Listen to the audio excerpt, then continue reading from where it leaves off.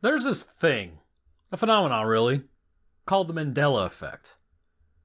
This lady, Fiona Broome, coined the phrase back in 2010, and it's some batshit crazy stuff. Let me tell you that. See, Fiona Broome swears up, down, and sideways that Nelson Mandela died sometime back in the 1980s while imprisoned in South Africa. And she's not alone. She and a whole slew of other people claim to remember details about Mandela's funeral, including alleged CNN news coverage and even a scuffle over publishing rights involving Mandela's widow, Winnie. But here's the wonky thing. None of that happened. None of it. Zero. Mandela was freed from prison in February of 1990, went on to serve as president of South Africa from 94 to 99, and didn't pass away until 2013. So, Miss Broome is wrong. They're all wrong. Every last one of the thousands of people who remember Mandela's prison death. Wrong, wrong, wrong. It's a fact. Yet these folks insist that it isn't. They insist Nelson Mandela died in the 1980s. They hold on to it like a religious creed, which is both fascinating and bizarre. And stranger still, more people are remembering this sequence of events all the time. It's like a disease spreading around the internet, infecting the minds and memories. And thus, the Mandela Effect was born. Or maybe discovered. Now this would be weird enough, except there are other similar instances. Lots of them. There are loads of people who believe in the existence of a 1990s movie called Shazam, where Sinbad plays a genie. Except that doesn't exist either. There's no film footage, no studio invoices, and there's always a paper trail. No reviews, and Sinbad's gone on record saying unequivocally that it never happened. Period. The end. But it's not the end, because people still believe, despite all the evidence to the contrary, that it happened. They can't seem to get the notion out of their collective heads. Then there's the Berenstein Bears. Or is it Berenstein Bears controversy? And Billy Graham's televised funeral, even though he's still alive in 2017. What about Curious George? Tail or no tail? Or Jif peanut butter versus Jiffy peanut butter? Here's a hint. It's always and forever been Jif. There's an enormous Reddit forum entirely dedicated to the Mandela Effect, with more topics and more examples if you're interested in seeing the weirdness of the internet in all its glory. Now, some experts say the Mandela Effect is a mass delusion, a false memory somehow contracted by thousands of people all at once, a type of collective misremembering. But there are other theories too. Some people claim that the Mandela Effect is evidence of time travel. No joke. They believe someone from the future went back and altered the past, creating these odd little ripples in time. Maybe someone saved Mandela, causing the Berenstein Bears to be replaced by their doppelgangers, the Berensteins. And poor Curious George ended up losing his tail. Schwick! Gone. It's the butterfly effect played out in the minutiae of life. Just these little innocuous tweaks here and there. Maybe that's it. Maybe not. Miss Broome, well, she claims the Mandela Effect is the result of parallel universes. One slightly off kilter from our own, interacting. Rubbing shoulders while passing in the hallways of the cosmos and maybe slamming in together on a subatomic level. Personally, that's the way I lean. But what the hell do I know? I'm not an expert. I've never gone to college, and I work at a crappy security booth making minimum wage. Okay, so if I'm not some diploma-wielding expert, why do I bring all this up? I'll tell you why. Because I've experienced the Mandela Effect too. It's not some big internet-breaking meme like the Berenstain Bears or Sinbad, the not Genie. It's smaller, more specific, more intimate. But if the fucking Mandela Effect is real, then this is it in spades. It has to be. Because I don't know how else to explain it.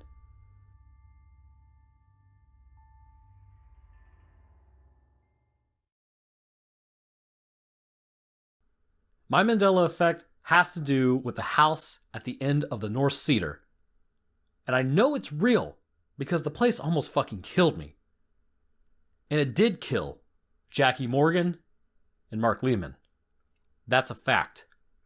Murdered them both, though it all got blamed on a train accident. It wasn't a train accident, though. Not by a country mile. Okay. Let's roll things back just a scoosh. I grew up in Lusk, Wyoming. It's a little dirt speck town, maybe 1,500 people, sandwiching the US 85 like 2 pieces of stale bread, rotting from age. It's the kind of place that hardly warrants map space.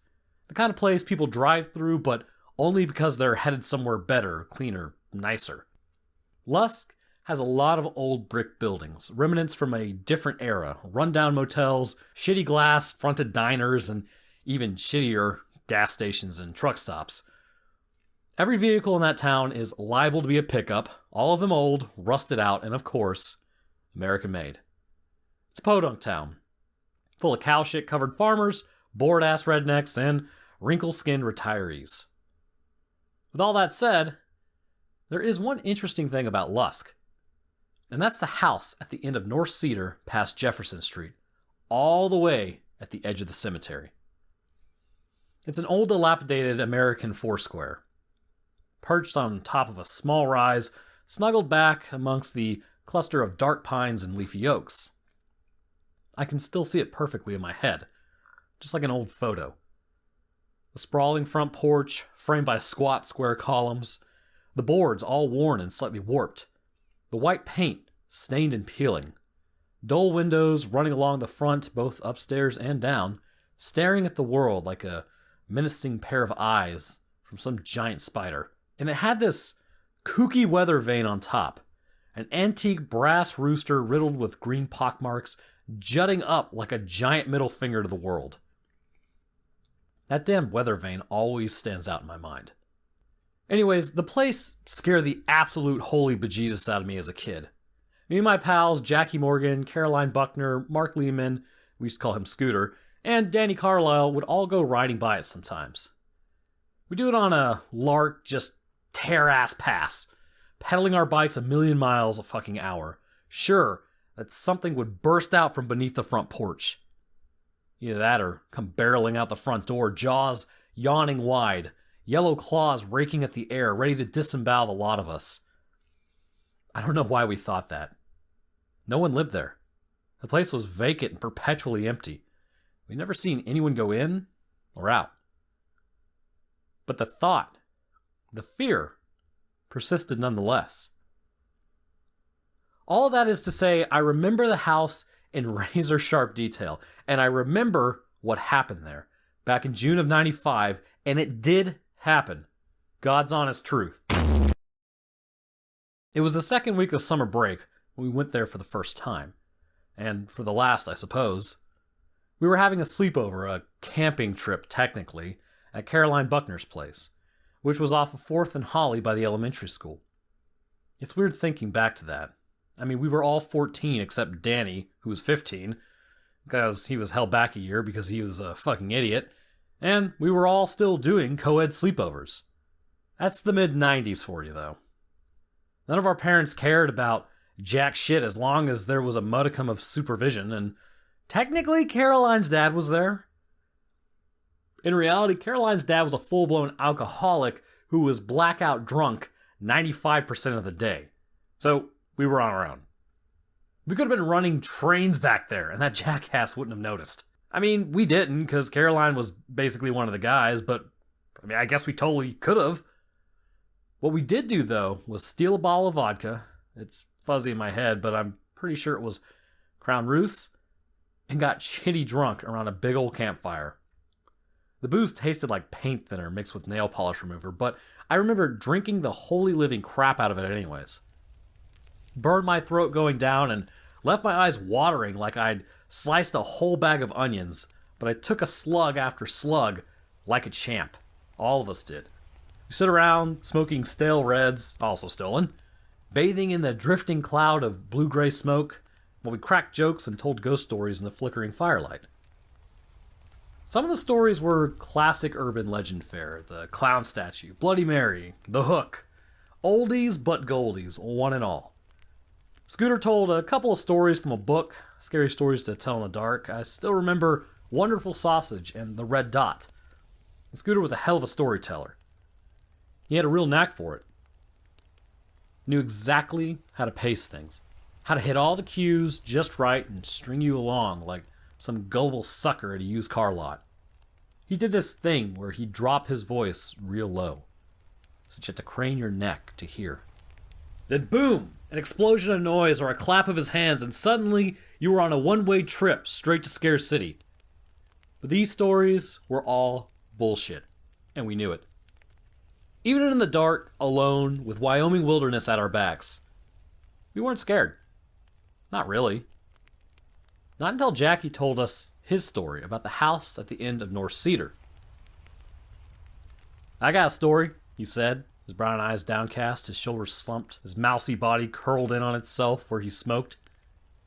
He'd gone in not so long ago. Decided to check it out after I heard some seniors from Niobrara County kind of talking about how there were all kinds of booze and cigarettes stockpiled in the basement, like rations squirreled away for the fucking apocalypse. Loads and loads of old whiskey and homemade moonshine. Good stuff. Not like the swill we were drinking that night. So Jackie went. Broke in through the back door, then trekked down into the gloomy basement all by his lonesome. There hadn't been any liquor waiting for him down there. Nope. Instead, there'd been a hole in the wall, beneath the basement stairs by the water heater. Inside that hole had been a man. Or maybe not a man. Jackie seemed undecided about it. He wore old rags, this creep. Layers and layers of heavily stained coats and dirt-caked jeans. He looked like the most down-and-out hobo Jackie had ever laid his eyes on. And if that weren't enough for weirdness, he wore pelts too, all stitched together like a cape. Rabbit skins stained with old blood and gore, bits of antlered and yellowed bone attached with leather straps. His skin was ashy, Jackie said, and withered like a worm left out in the sun. At first, Jackie had genuinely thought the guy was dead, laying in the hole in the wall, unmoving and stiff as a board. But when Jackie backed up, making for the stairs like any rational human being would, the guy shot up. His eyes wide, back arched, arms rigid. Jackie wasn't an idiot, so he didn't wait around for the bullshit with the weirdo. Nope. No way. He bolted for the stairs like an Olympic track star, legs pumping as fast as they'd carry him. He was most of the way up when the pounding started. Thump, thump, thump.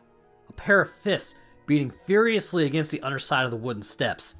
Run, his mind clamored at him. Run and don't ever look back. But he did look back. It was a compulsion too strong to resist. A bit like watching an oncoming car accident.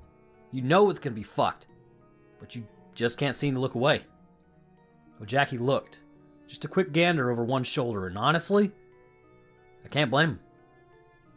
How often have I slogged up the stairs late at night, but then paused to look back down to reassure myself some snarling beast isn't tearing after me? It's instinct. Nature. The man loaded down with pelts waited at the landing, one skeletal finger out thrust in accusation. Jackie lingered, fascinated and horrified in equal parts, his legs suddenly unwilling to cooperate or carry him further. The man-thing canted his head to one side, rheumy eyes squinting, and opened his mouth. At first there were no words, just this long, building screech like a bag full of cats stuck in a cement mixer. Jackie's words, not mine. It was a sound no human could ever make. Still, Jackie stood transfixed, watching. That screech, it built and built, rising into a terrible crescendo, slowly morphing into actual words. Let me in. The words were a constant scream from 1,000 different voices all at once. Each one slightly out of key with the other, but all coming from the same mouth. That awful racket, it seemed, finally broke the strange spell rooting Jackie in place. He turned, darted into the foyer, and right out the front door, like hell was on his heels. Jackie shrugged when he finished telling us the story, then ran a trembling hand through his sandy blonde hair. He tried to play it cool, but he failed. He was scared. We could all see it. Yeah, probably just some hobo hitching on the rails, he said after a time. That was possible. It wasn't unheard of for hobos to occasionally stop over in Lusk for a day or two, since the Union Pacific Rail line curved just north of town and south of the cemetery. We all bobbed our heads in agreement, but we also edged closer to the fire because none of us believed it. The red dot might have been bullshit, but this was different. We all felt it in our gut, I think. This was a real thing, a confirmation of something we'd always believed deep down. Sometimes I wonder if our beliefs what opened the door to that hellhole in the first place. Doesn't really matter, I suppose. We were quiet for a while, smoking our cigarettes, passing around the cheap vodka. All the fun ghost stories discarded and done away with, like spent party favors. Everyone was shaken, but okay. Right up until that moron, Danny Carlisle, had to go and open his drunk, idiot mouth. If anyone should have died there, it should have been him. After all these years, I can still hear Danny's voice echoing around the campfire, his words slightly slurred and blurred on the edges.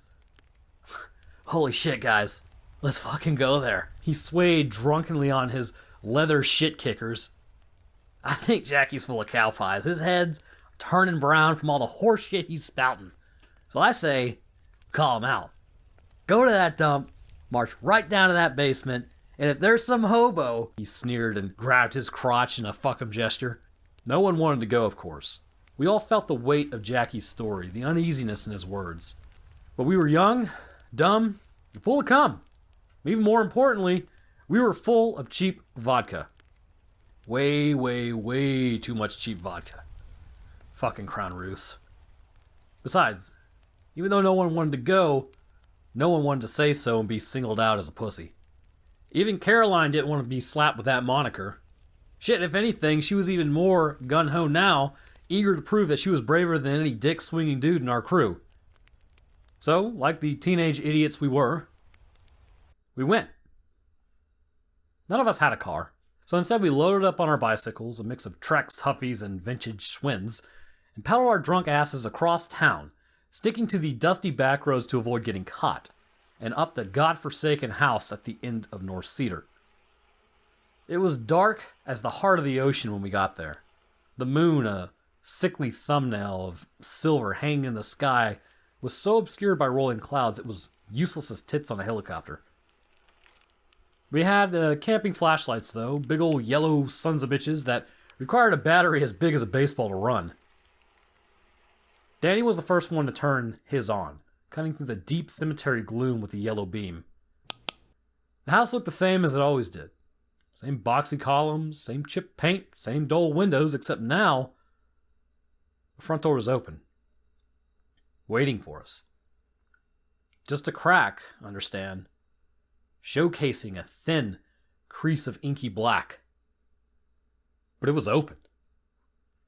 If there had been one brain cell between a whole lot of us, we would have turned back right that second and screw youthful pride right up its ass.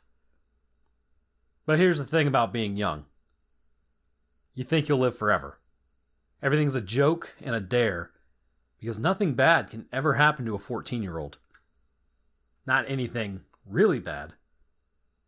Like death. Alright, let's do this shit, Danny said, overflowing with false bravado, cracking his knuckles like he was getting ready to wade into a fist fight instead of the literal mouth of hell. Yeah, I replied with a nod, trying not to sound like a colossal piece of chicken shit. Does that mean you're volunteering to go first? Scooter asked, his gaze shifting nervously between me and the barely open door. This question hung in the air, and every eye was fixed on me. Expecting for my answer, you a pussy dude? Those stares inquired. You all talk, or do you got the balls to back it up? Yeah, obviously, I replied with a sniff and an eye roll. Just a crappy old house. And if there's some crackhead hobo... I paused. bent over and picked up a rusty piece of rebar laying on the pile of loose dirt. I'll just have to show him what's what. With the rebar in one hand and my square flashlight in another, I soldiered forward, leaving the others to trail behind me. I took a deep breath and trudged up the steps. The old wood bowed underneath my weight, letting out soft moans and groans as though the house was a living thing. I flashed a light across the windows, but the curtains, dreary yellow things, were closed tight, obscuring the interior. I used the length of crowbar to nudge the door open, sweeping my beam into the foyer. A fine layer of dust recently disturbed by the passage of feet, Jackie probably, covered the hardwood floors, which were heavily scuffed and stained. Floral wallpaper, bubbled, deeply cracked, and sporting more than a few splashes of graffiti decorated the walls. I inched into the room and swept my flashlight to the left. The beam washed over a boxy living room with the same tattered and peeling floral paint. There was an old couch pushed up against the far wall, an ugly thing, faded orange and yellow fabric, which had to be from the 60s. Most of the cushions were slashed open, trailing white stuffing like gory ropes of intestine. There was also a stained mattress in the center of the floor, covered in empty beer bottles and old piss stains, which reeked like the inside of a hot porta-john. The whole house smelled like that. Gross. Further on, connected to the living room, was a square dining space with a big old table, which lay in pieces on the floor, all of its legs ripped off and scattered. Nothing that way either. I paused for a moment, stealing a peek over one shoulder at my friends who were lined up on the porch behind me, clustered together, looking small, pale, and frightened to their toes. Well, come on, I said. The stairs must be over this way. I jerked my head towards the right and moved deeper into the house. There was a kitchen up ahead. The floors covered in green linoleum. A few appliances that remained, a beat-to-shit gas stove, and a drunkenly leaning fridge with the door hanging open, were so dusty that I could tell it had been ages since it had been used. A lone chair, wooden and high-backed, sat in the middle of the room. There was a big staircase hugging the right wall, shooting up like an arrow, but I didn't see the stairs leading down. There were two doors, though, situated between the kitchen and the staircase. Both were closed up, nice and tight. I adjusted and readjusted my grip on the length of rebar. My palms were slick and sweaty, and I headed for the pair of doors. The floorboards creaked and squeaked and squealed as my friends followed. Completely silent except for their footfalls and the sound of heavy breathing. I padded closer to the pair of doors, a creeping dread building in my stomach and clawing up my throat like a bout of nausea. I pushed it down, determined not to pussy out. Which door to pick was a coin toss. So I tucked my flashlight beneath my armpit and pulled open the one to the left, closest to the kitchen. I let out a ragged sigh of relief as my light splashed over the interior of a small bathroom with a chipped clawfoot tub, a porcelain sink, and a broken mirror.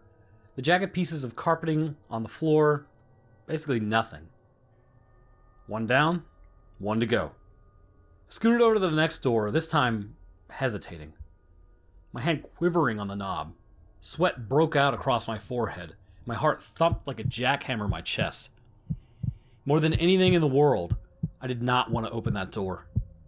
I didn't want to go down into the basement and meet the hobo in the furs. What's the holdup? Caroline taunted from behind. You lose your nerve, Mac? Maybe you just need to grow a pair. Might be I have to lend you some. She grabbed at her crotch. That earned a chorus of nervous and muted chuckles. I absently flipped her the bird in reply, steeled myself, and yanked open the door, ready for a faceless monster to pounce. The door whooshed out, but there was no monster waiting. No man loitering at the foot of the stairs demanding I let him in. I took the wooden steps slowly, descending into the dark as the hairs on my back and my neck stood stiff. There were spaces between each step, and I couldn't help but envision a pale hand shooting out and wrapping around my ankle, clamping down like a vice, dragging me away. But there was no hand or ankle grabbing. Just like there had been no murderous hobo. The basement was gloomy and dank, but no creepier than the rest of the screwed up house. Some old boxes, warped and moldy from the accumulated moisture, took up space against one wall, and copper tubing littered with spider webbing decorated the ceiling. There was a rusted pot-bellied furnace, complete with an actual door for feeding in wood, in the left corner. Metal ductwork poked up from the furnace like gnarled fingers, disappearing into the ceiling. Beneath the stairs was the water heater. Just as Jackie had said, there was a jagged hole in the concrete next to it. An artificial cave, 6 feet high and 4 or 5 feet deep. Tucked inside was a pallet made of old blankets, but no bum. There was, however, liquor. A ton of bottles, some plastic, others glass, wine, whiskey, vodka, schnapps. Good stuff too, though no smokes. Holy shit, Danny said, spotting the treasure trove. We just hit fucking pay dirt here. The others whooped and hollered, clapping each other on the shoulders in congratulations, the fear banished, replaced by adrenaline and greed. Jackie didn't look relieved, though. He looked more anxious. Well, let's get the real party started, Scooter said, shoving past me and into the hole, pulling free a bottle of Goldschlager. He held it up, giving it a swirl, the flecks of gold dancing and weaving in the beam of the flashlight. We'd been drinking for maybe an hour when we heard the clunk and clang of something scraping and rooting around. It sounded like an animal. A big one. Everyone felt deathly silent, eyes going wide and wild as the sound came again. Clunk, clunk, clang. Louder this time. In the quiet, it wasn't hard to tell where the noise was coming from. The pot-bellied furnace in the corner. Everyone scrambled to their feet, beating a hasty retreat for the stairs as the sound grew louder and more persistent. Jackie was the first one up the stairs, his shoes thudding on the wood, followed by Caroline, Scooter, Danny, and me bringing up the rear. Everyone froze, though, as the handle on the furnace firewood screeched open.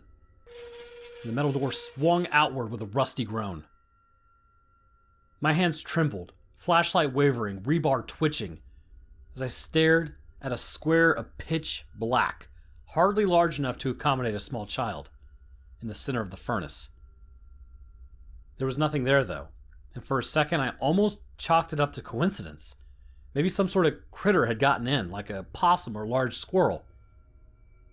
But then a pallid face, completely bald, maggot white, and deeply creased like an old boot leather, appeared in the opening. A crude set of symbols was carved in its forehead, its wound still red and puffy. After all these years, I can still see that damn symbol clear as day, like it's tattooed on my brain or something. The breath caught my throat, and I thought I might vomit as this thing stared at me with milky pink eyes. I would have said it was blind, but how could it not be? But then it winked at me, as though reading my thoughts, and offered me a sly, lopsided smile. Its pencil-thin lips pulled back, revealing a mouth of nubby black teeth like pieces of broken glass. A tongue, chalky and white, slipped free, running around the edges of its too wide mouth. Then, the creature, as I was sure as shit it was a creature, not a man, pulled itself from the furnace in the herky-jerky motions of bad stop-motion animation. Spidery hands tipped with dirt-caked nails came first, attached to overlong arms as it wriggled and wormed its torso free. Its arms were bulky, as though it were wearing jacket after jacket, but it didn't take long to notice that those coats were moving, shifting. I gagged. Not coats, though that was an easy mistake to make at first glance. Flies. Millions of black-bodied things. And over the top of those were pelts, rough-cut garments crudely stitched together into a tattered cloak of fluttering trophies. There were patches of pale pink flesh, almost like dried, uncured pigskin, woven into the grotesque mantle. One piece of leather, a little larger than my palm, had a faded tattoo on it. A pair of praying hands with a rosary looped around them like a noose. Holy fuck. Danny screamed from behind me, grabbing my shirt with a meaty palm and pulling on me. His words, bristling with unapologetic terror, seemed to jar everyone back into frantic motion, and we all broke like a herd of stampeding cows. Unlike Jackie, I didn't pause when I reached the top. I didn't need to because I could hear the thing scrambling and skittering over the concrete floor, drawing ever closer. I knew it hadn't made it up the stairs yet, but I could almost feel it reaching for me, its hot, fetid breath brushing up against the nape of my neck. I darted through the entry. Danny promptly slammed the door shut behind me with a booming thunderclap. Get out of the way. Caroline hollered, sprinting towards us with a lone chair from the kitchen. I shuffled back, head reeling from what I had just witnessed, as she crammed the chair beneath the door under the doorknob, and not a moment too soon. The second she had wedged it firmly in place, the door handle rattled and shook, followed by a fist slamming against the door. I stared at the door, trapped and immobilized, and then the creature shrieked, an inhuman noise like a buzzsaw cutting into a piece of sheet metal. Let me in! Let me in! Let's go, Danny said, tugging at my shoulder. I didn't need much prompting. I wheeled around and beeline for the front door, except Scooter was already there, desperately turning the knob, trying to pry the door open. It didn't budge. Not an inch. The windows, I said, my voice oddly calm and detached. Bust them out. Jackie was moving before the words were even out of my mouth, sprinting towards the windows in the living room. He threw back the musty yellow curtains, but faltered, confusion and fear dashing across his face in turns.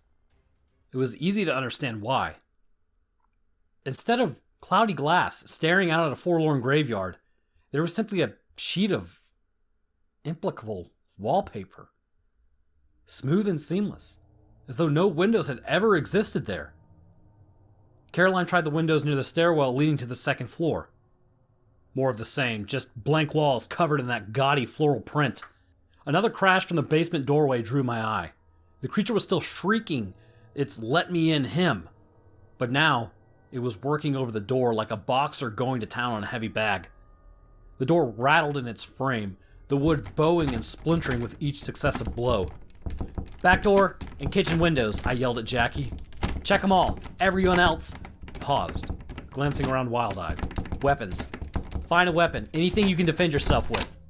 Everyone scattered, most heading into the living room and dining rooms, while I made for the basement door. Since I already had a weapon, and a decent one, I planted myself in front of the basement door, flashlight trained on the cracking wood, rebar raised, and ready to go. "It's the same back here," Jackie called out, scampering out to the kitchen, a pitted butcher knife clutched in one white-knuckled fist. "Door won't budge, and there aren't any windows." He spun in a slow circle like an animal trapped in a cage. "What are we gonna do, Mac? What the fuck are we gonna do?" I shook my head because I didn't have any answers. The others appeared a few seconds later, clutching an assortment of wooden table legs from the dining room and busted beer bottles from the piss-stained mattress in the living room. "Alright. Back door's fucked too," I said, never taking my eyes off the basement stairwell. "Only way left to go is up." "Are you high?" Danny hissed. "Why would we go up there? There's 5 of us, 1 of him, and we got weapons. Let's just bust this sumbitch up." "Shut the fuck up, Danny," I yelled, rounding at him.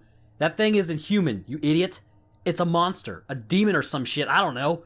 And you don't even get a say because you're the only reason we're here." "Oh, let's fucking go there. Jackie's full of cow pies. This is all your fault, jackass. Now shut your mouth and get upstairs. Maybe the windows will work up there, and if not, well, maybe there's a way we can get to the roof." Jackie and Caroline went without hesitation, but Danny and Scooter lingered, heading over to the living room, preparing to take a stand. "Don't be morons," I said, backtracking to the staircase, happy as pig and shit to get away from the screeching "let me in, let me in, let me in," playing on repeat like a broken record. I was a few feet from the staircase when the basement door exploded outward, chunks of wood flipping through the air like shrapnel. The thing from the basement didn't waste a second. Nope. It scuttled on all fours like an overgrown, human-faced fly. "Mr. Flysuit," I thought deliriously. "Let's get this fucker!" Danny screamed, charging in, a broken table leg upraised like a medieval mace while his flashlight beam bobbed and weaved. Scooter was a step behind, and I rounded the stairs but had to stop. Had to watch. I honestly can't say why Mr. Flysuit was skinny even with his layers of shifting flies carpeting his body, but it moved like a snake and hit like a Mack truck. Danny lashed out with his club, a wild swing which sailed clear over the creature's head. The demon shot inside his guard and blasted him in the chest with a closed fist, lifting Danny in the air, flipping him ass over tea kettle. He crashed in a heap, not far off, limbs splayed out, eyes hazy from the shock. I hesitated, eyeing the stairs, then Danny. The stairs, then Danny. Finally, I rushed over, helping the moron to his feet, glancing up in time to see Scooter lunge forward, thrusting a broken bottle towards the thing's face. Flysuit batted aside the attack with lazy ease, and then leaped like a pit bull, nails slashing at Scooter's throat, drawing a deep line of red across his skin. Scooter dropped the bottle and staggered back, clutching his ruined neck, mouth wide as blood leaked between his fingers. Flysuit wasn't done. It tackled Scooter around the middle, driving a shoulder into his gut and bringing him to the ground. I tore my eyes away. There was nothing we could do here, not for Scooter, maybe not for ourselves. Instead, I turned and dragged Danny up the stairs, pursued by the gut-wrenching sound of Mr. Flysuit chewing and slurping. There was another door at the top of the stairs, but Jackie and Caroline were gone. Vanished. Danny and I shoved our way through, leaving Scooter to die, guilt riding my back like a monkey.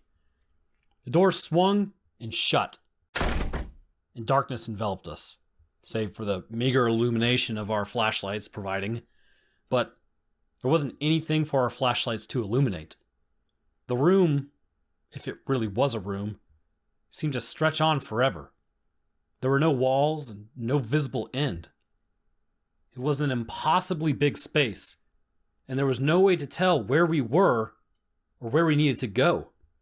There was no sign of Caroline or Jackie either. Danny and I were lost in an ocean of dead of night without any idea where the shore lay. "Where the fuck are we?" Danny asked in a harsh whisper, sweeping his light fruitlessly from left to right. "Where the fuck are we?" he said again, this time more to himself than me. I turned around, searching behind me for the door. I found the wall easily enough, covered in the same awful floral print as before, stretching off in either direction as far as I could see. But there was no door. I turned again, pressing my back firmly against the wall and shouted, "Jackie!" I paused with my voice echo and bounced, oddly distorted. "Caroline?" After a few long moments, Caroline answered.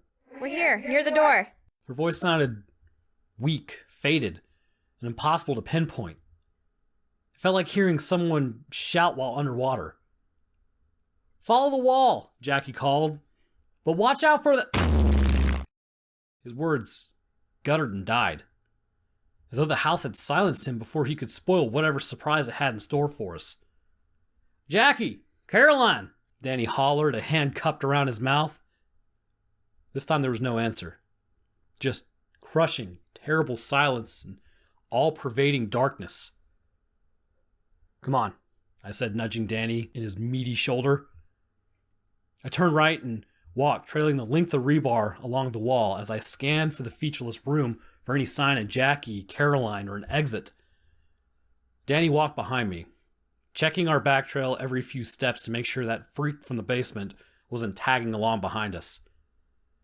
I didn't see anything, but I felt eyes on my back the whole while, as if someone or lots of someones were watching us from just outside the range of flashlight. We walked for a long time, 10 minutes maybe, when my light finally flashed over something up ahead, a corner, with another long wall angling off to the left. Instead of celebrating at the find, though, I skittered to a stop, and Danny ran into me from behind. "What the fuck?" he started, his words cut short as his gaze landed on the boy standing ahead, head bowed, facing the corner like a toddler in its time out. He was a dusky kid, maybe 5, in thoroughly stained blue pajamas. The cuffs were ripped and frayed. I crept away on silent feet, driven by instinct, but stopped again when I heard the rustle of movement coming from behind me. The noise was faint, barely there at all. The scuttle and scrape of nails on the floor and distant droning of flies. The kid in the corner seemed to hear the sound too, and turned his head towards us, the rest of his body stiff and unmoving. A scream built in my chest, but caught in my throat like a piece of popcorn. All that came out was a weak, hollow squeak. The boy had no face. It was like someone had used a giant ice cream scoop to hollow out his entire skull, leaving only a sliver of chin and the edge of his forehead as a reminder of what he had once been. There was no blood, gore, or bone, though, and no strings of gray brain matter. Nope. Just a hollow cavity filled with inky shadow. The little kid lifted a finger, placing it where its mouth should have been. Shh, it hissed, despite not having a mouth. He comes. The scuttling intensified, the scritch, scratch, scritch drawing closer as buzzing built. And all will be punished. Then, the little boy simply turned back to the wall, resuming his self-imposed timeout. Fuck this shit, Danny said, shaking his head as he refused to believe his eyes. We gotta go, Mac. We gotta go. He spun, not waiting for me to reply. He bolted away from the wall, running headlong into the darkness, not caring. Anything to get away from that creepy-ass kid without a face. I hesitated only for a heartbeat before taking off too, training my flashlight on Danny as we ran. This was dumb, I knew. We should have tried to skirt around the boy and follow the wall, but I couldn't stomach the thought of being stuck in here alone. I saw nothing as I ran, just choking blackness and scuffed hardwood floors underfoot. But I heard the constant scritch, scratch, scritch of nails on the wood the whole way. Eventually a wooden door, the frame covered in jagged green script, pulsing with cancerous light, materialized out of the dark.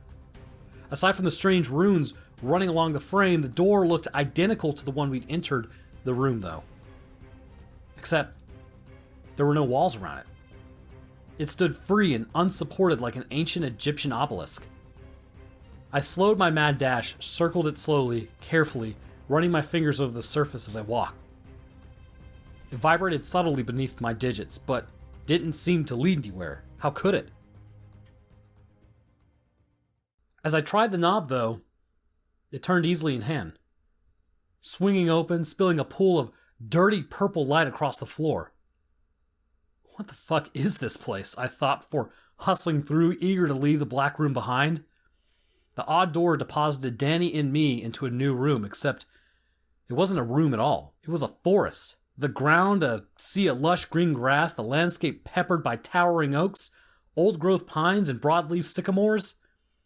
And like everything else in this place, the forest wasn't natural. The trees were wrong. For one, the leaves and pine needles were all varying shades of red. The tree trunks all twisted things that looked like human bodies, but distorted and broken, with faces protruding out, each permanently locked in a rictus of suffering. High above, a bloated purple moon hung in a cloudless sky like a rotten plum. Strangest of all, though, were the doors. More freestanding doors, haphazardly strewn among the trees. Each door was nearly identical. Thick wood, scrolling runes, and a square window in the center. But each peered out into a different destination.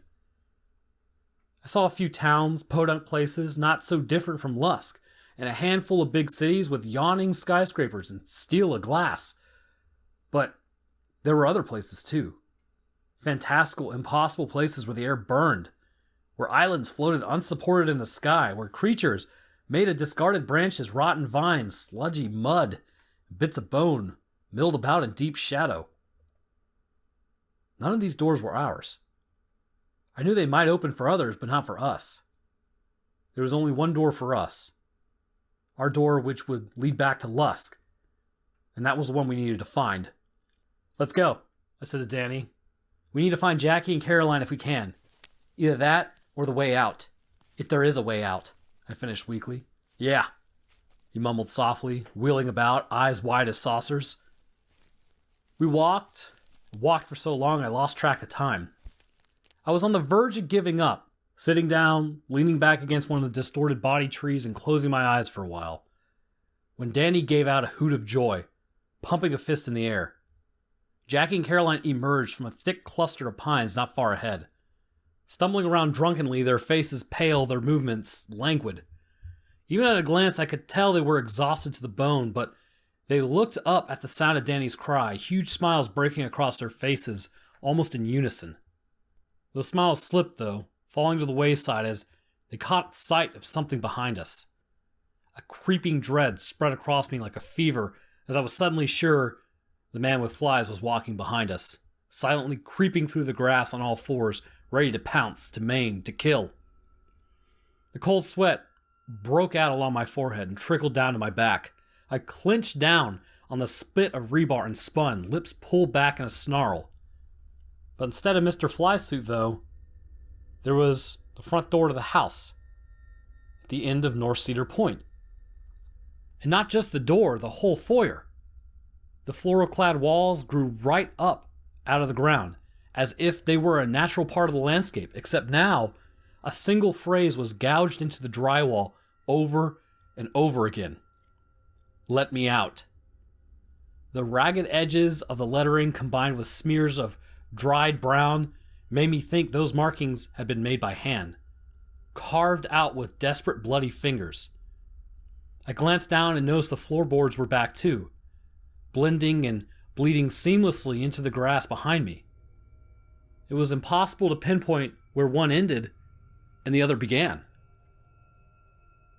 We never should have come here, Jackie said. His voice was mousy, certain, and somber. This is my fault. I knew it wasn't a hobo, but I told the story anyways. I started this.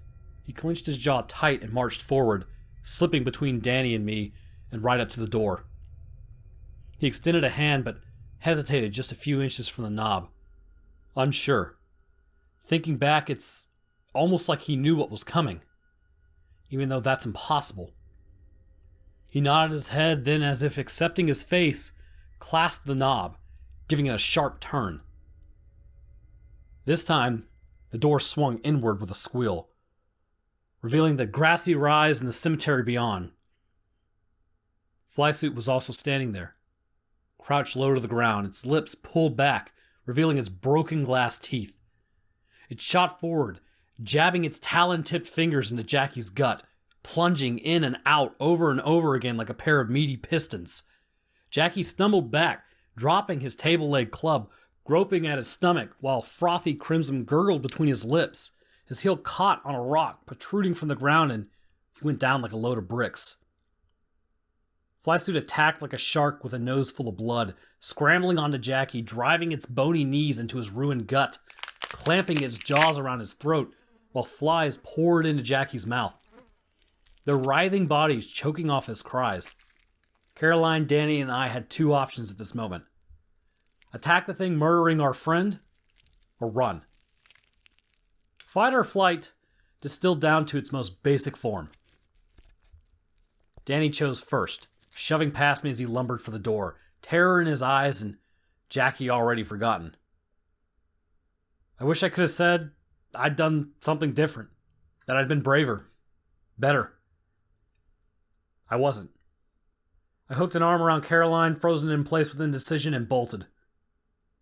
I glanced back one last time as I'd cleared the front porch, and though it's hard to be certain, I could have sworn Flysuit loitered in the doorway, and behind him was a new sapling sprouted up from the center of Jackie's sunken chest. I don't remember how we got back to Caroline's. None of us did. We all woke up the next morning as the sun crept over the horizon, shooting golden fingers into the pale blue sky.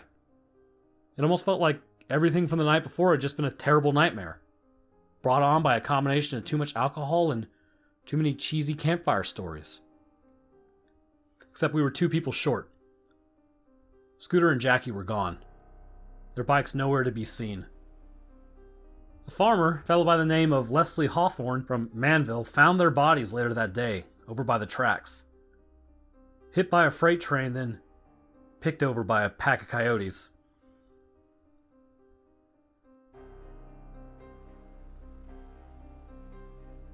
Okay, there it is. A story I haven't told a soul, not in 20 years.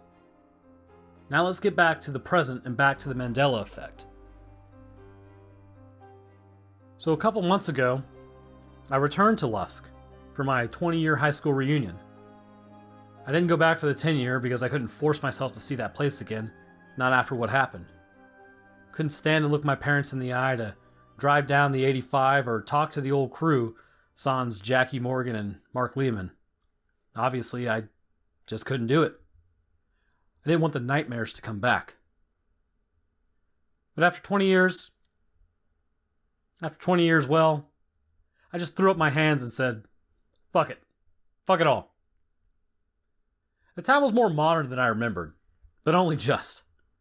Mostly it was the same crappy brick buildings, the same glass-fronted diners, a few had different names at least, and the same sagging faces. Even more tired and worn down by the years. Honestly, the place looked like it had one foot in the grave. One stiff breeze might have blown everything over and wiped the whole place right off the map for good and proper. That probably wouldn't be a bad thing. Still, there was some part of me that felt good being back there. Going back was this cathartic experience. Like I was finally ready to move past everything, to put it behind me. Naturally, the first thing I did was putter on up to the house at the end of North Cedar in my Camry. The tires bald, the suspension shot, the front window cracked, a huge dent in the front fender. I headed north on 85, South Cedar Street in town, cruising past a mom-and-pop drugstore, the Herald newspaper building, and then over the train tracks on the edge of town proper. I veered left onto North Main Street.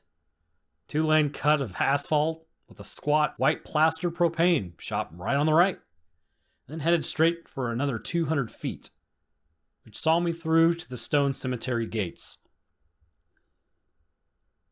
I idled past the swath of green grass, studded with tombstones like blunt gray teeth, and into the pine trees on the far side. It didn't take me long to find the rise at the end of the North Cedar, the one where the house should have been but wasn't. I killed the car, unbuckled my seatbelt, and slid out. I frowned, fished a pack of Reds from my pocket, and lit up a smoke as I leaned against the hood of my car. I stood there for a good half an hour, chain-smoking cigarette after cigarette, my arms folded across my sunken chest, nicotine flooding my system as I stared at the unassuming plot of land. There was an old concrete slab there, pitted and chipped, a foundation. Like maybe someone years and years ago had thought about building something there, but finally decided against it. You can see the slab on Google Maps if you're inclined to check, 42.773047, negative 104.452130. But there wasn't any sign of the house. No sign of the basement either. It had been 20 years, so my assumption was someone had just leveled the damn place and backfilled the basement in with concrete. Except that's not what happened. It was the fucking Mandela Effect. See, I climbed into my car and headed back into town, stopping at this cozy hole in the wall for lunch. I ordered a greasy burger and made idle small talk with a tired-looking waitress with a wave of chestnut hair going gray at the temples, deep bags under her eyes. Eventually I asked her about the house at the end of North Cedar, the one past Jefferson Street by the cemetery. She'd been in Lusk almost as long as I'd been away, but she'd never heard of the place. Not once. Not even as part of some scary local urban legend. I smiled and thanked her and finished my meal in peace. After that, I made a pit stop at the gas station, asking a pudgy kid, maybe 19, about the house. Same question, same answer. The Herald newspaper was open, so I stopped there next. James Mackerson, a beanpole with a basset hound face who'd run the Herald ever since I'd been a kid, was tooling around the office. The guy had to be in his early 70s, but he was still working hard and looking pretty damn spry for such an old fella. He didn't remember me. Not that I offered my name. But even more disconcerting, he didn't remember the house. He insisted no such place has ever existed. Just that stone pad, laid out in the 1940s by a pair of brothers named the McLeans. No one remembered. No one except Caroline Buckner. Jackie and Scooter were dead, and Danny was long gone, in prison from what I could find, but Caroline was at the reunion. She hadn't aged well. Her body had gone soft and flabby, her hair prematurely gray. Not that I was in a position to cast stones. I looked like a giant bag full of soggy dicks. Still, I knew it was her in an instant. I could tell by her steely blue eyes, the lines in her jaw. And one look at her told me all I needed to know. She remembered all right.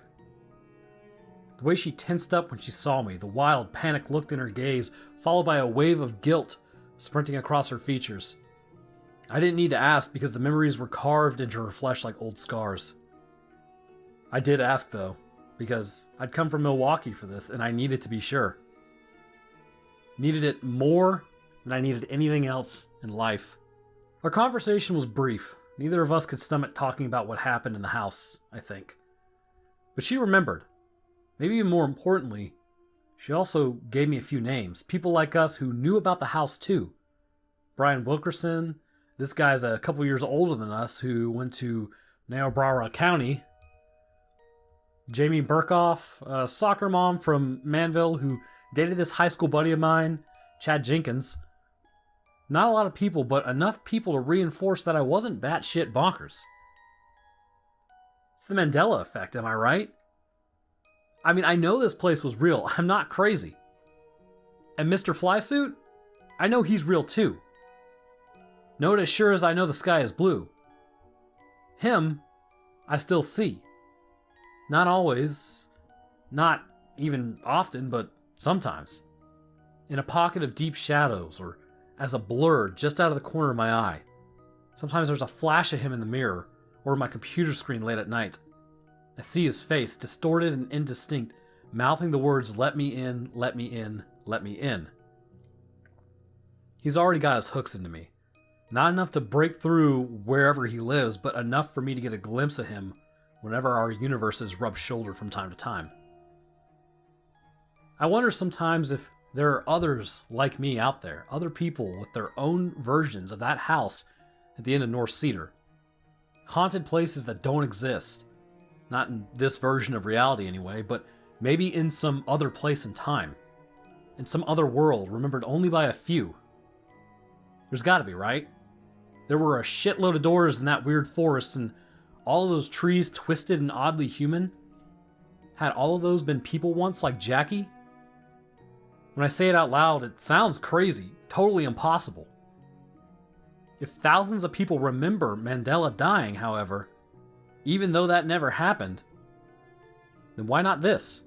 But then I think this is probably all just a bunch of bullshit. A terrible, half-remembered nightmare I concocted to make sense of losing two friends. Probably Jackie and Scooter did get hit by a train while drunk. Maybe the coyotes picked over their bodies.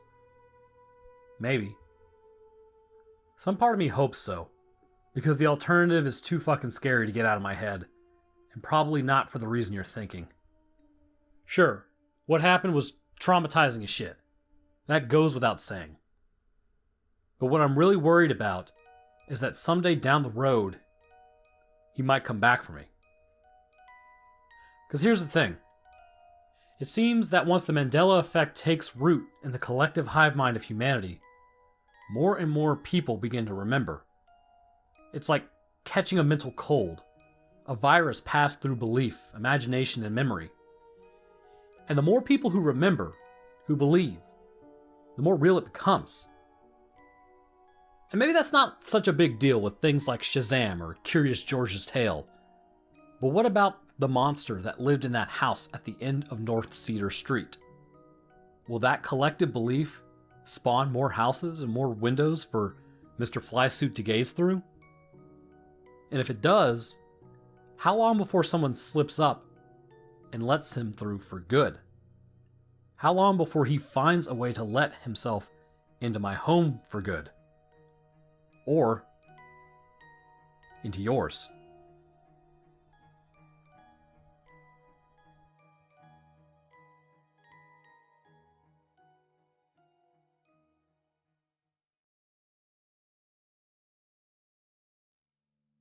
Alright guys, I want to thank you guys for listening. I know I've been gone for a little while, but it's always good to be back, even though I keep saying that. It's like I do like 6 videos and then I'm come back. And then I'm gone again and then I come back. Anyhow, if you did enjoy this, then leaving a like would be great. and something is a great way to stay up to date on when I post. Honestly, the only Mandela Effect I really remember is Shazam. I swear to God, when I was a kid, I remember watching Sinbad in a freaking genie clothes. Like, I can still visualize it, and it's really bizarre. They say there's a reason for this, that your brain makes up stories and yada yada yada because of some social aspect. Doesn't really matter. So what kind of Mandela Effect do you guys actually remember? I would be interested to read those in the comments. Anyways, like I said, leaving a like would be great. I appreciate you guys listening, I guess, because watching isn't really like a huge deal. And I will see you all in the next one.